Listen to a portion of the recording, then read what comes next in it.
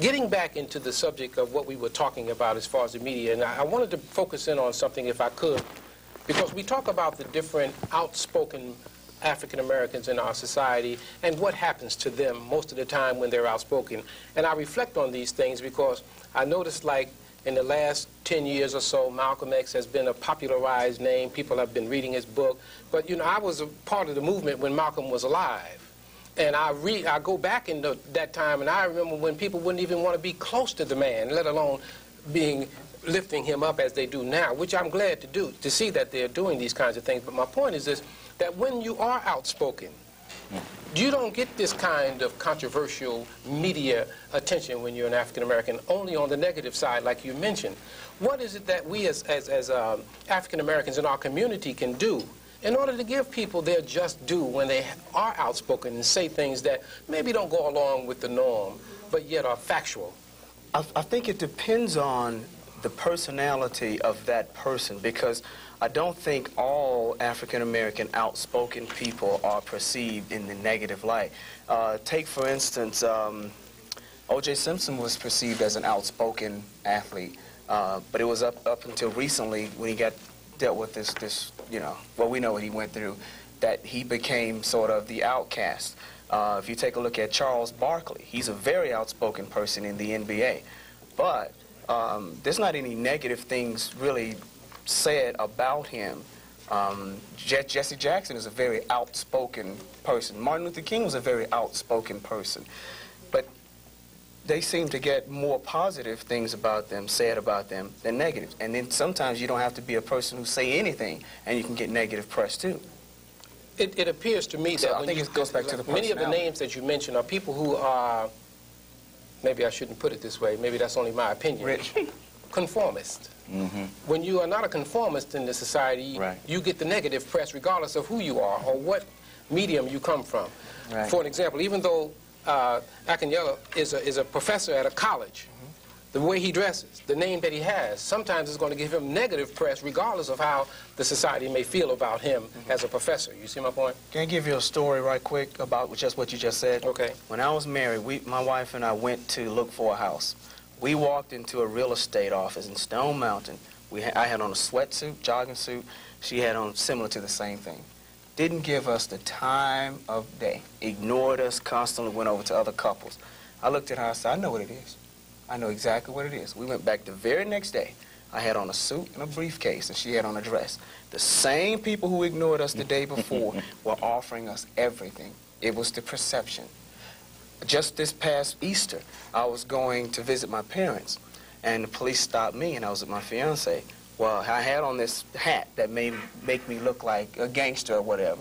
But when the policeman walked up, she said, he noticed you had on a suit, and he talked different to you instantly. There have been times I've had a cap turned around or whatever, and people look at you immediately and say, he doesn't have a college degree, he's nothing but this, he's nothing but that. But when I dress up, people respect me. I mean, and not just us. I'm talking about the white media. I'm talking about white people generally. Would you think that may be because you're respecting yourself? But I respect myself regardless of what I have. I'm saying in how you demonstrate that respect. You know, sometimes we don't realize that what we wear may be depicting how people view us. So and it's exactly how they view you. Yeah, that's my point. But how you dress. Before we continue, please, I'm sorry. I don't mean to cut your thought. Hold your thought, please, if you would, Ms. Scott. I'd like to take the opportunity to welcome to our panel Senator DONZELLA James, and we appreciate you taking the time to be with us. We got started, and we are talking on blacks and being outspoken.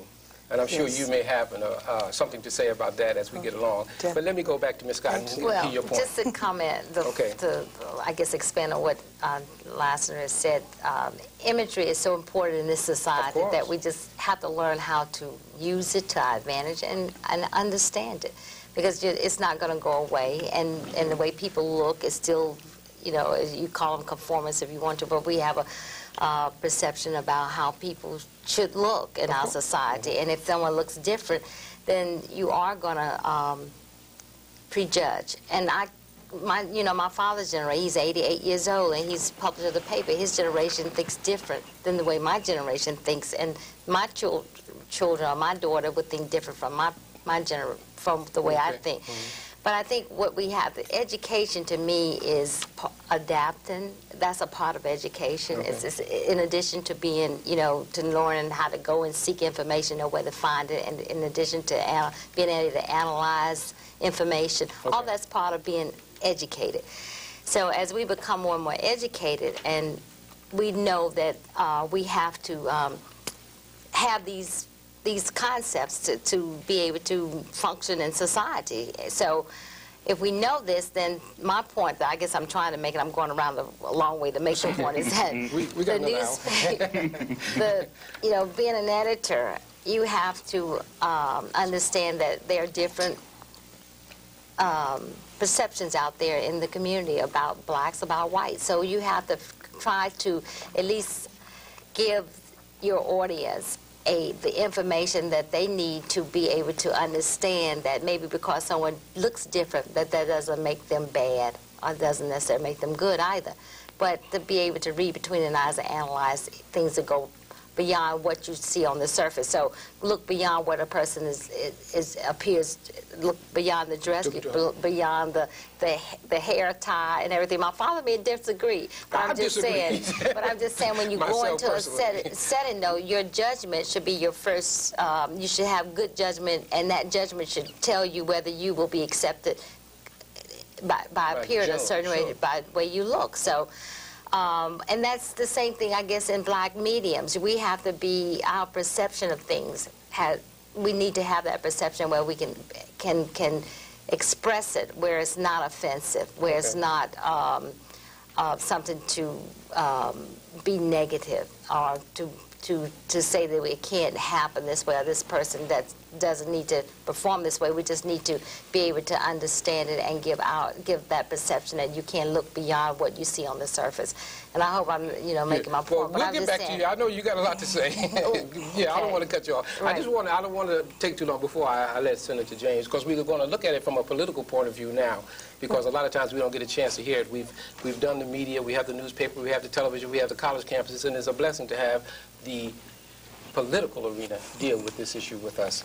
Okay? So we'd like to give you a chance to get involved with us. Well, I think that image is very important, and unfortunately, the media and others depict us often as criminals. You know, they put the sensational news in, and I can agree with the gentleman here. And often, some of us even cross the street when we are walking down the street and see some young black males in a group coming toward us. And I've seen many people that were not of color who would lock their door when I drive up next to them to park my car.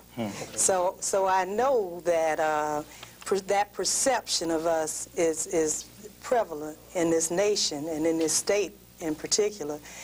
Some of it has to do with racism, but I think that what you're talking about is absolutely right. Everybody's really stated a very good view, but I think it's ignorance. Well, let me ask you, being in a political environment like you are, especially being a senator, that means you have to have the floor quite often. Yes. In dealing with issues and concerns that are going on in the political environment. True. What kind of effect do you have? I mean, do you see this same negativity from different aspects of it? And how do we, you know, as a community, recognize the power? Because when we talk about the political machinery, most of us are not familiar with really where your power lies and how we can support that power to get things or legislation over and get things that we want done in our community. How do we do those things? Well, to answer your question, in 1992, before the election, we had 0 black females ever elected in history to the state senate. And now there are 4 of us. And when I was first elected and getting ready to be sworn in, I overheard a conversation of many lobbyists who said, and they were standing with some legislators who happen to be senators who I've worked with now. But they said, oh, there goes the Senate. Look at all these blacks. All of a sudden, they have 10 blacks, and 4 of them are women for the first time in history.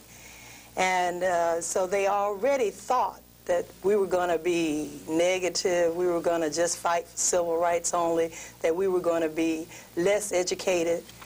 They had already formed a perception. However, the